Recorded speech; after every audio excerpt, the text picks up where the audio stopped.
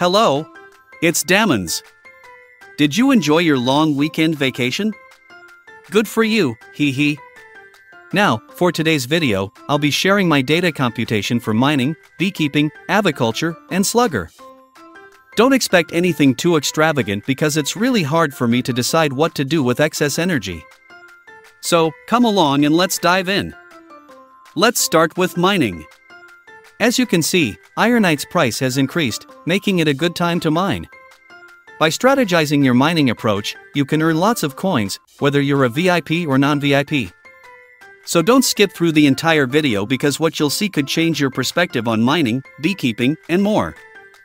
Here's my mining table. I'll discuss each column so that new viewers can understand my data computation along with everyone else. In the first column, we have the number of mines. Here, you can input the total number of mines you are using. I designed it this way to facilitate the calculation of the ironite you will receive. Next is the land column. Please don't input a specific land number here.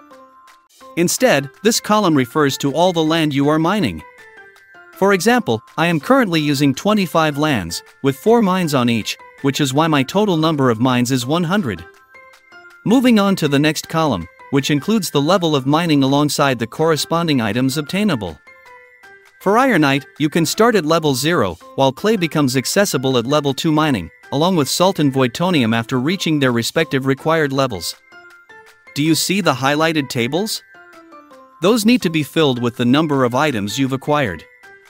Since clay, salt, and voitonium are obtained through random chance, you'll need to input those values yourself to obtain the exact computation of your earnings.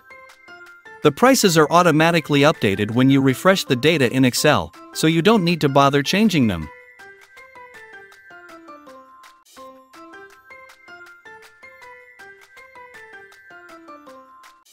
Next, we have the energy needed for all those mines. I've separated the energy into 3 parts. The energy column represents the energy needed for all your mines, while TP energy indicates the energy you've consumed while teleporting between lands. I've made a considerable computation regarding the TP energy, so expect a margin of error between -2 to +5 due to the complexity of calculating it when using infinite portals and jumping to the next land. Lastly, the total energy column represents the combined energy from the energy column and the TP energy. The following columns are easy to understand. Gross income represents your total earnings without deducting the marketplace fees, while VIP shows earnings with a 1% fee deducted. Similarly, non-VIP represents earnings with a 10% fee deducted. When you click on Profit, you'll see an arrow button indicating a drop-down list where you can choose the wines you've used to refill your energy. This feature is the same for both VIP and non-VIP users. Below the table, you'll find a list of wines you can use to refill your energy. Alongside quantity and energy, there's the excess energy, which I mentioned earlier in my introduction. You have 2 choices for this excess energy.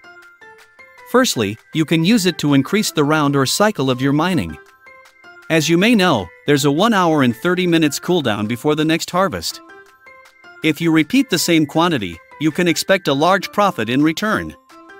I call this the accumulated energy income. For example, when using muckchuck mead. If you consistently use 3 pieces per round in your mining for up to 6 rounds, you can expect the 7th round to be free due to accumulated energy. Alternatively, if you don't want to save this energy, I've included a column where coins are computed per energy based on the sources I gathered. For instance, even if you've made a profit while using muckchuck mead but still have a lot of energy remaining, if you use that energy in another industry like farming, you can expect a minimum return in coins per energy.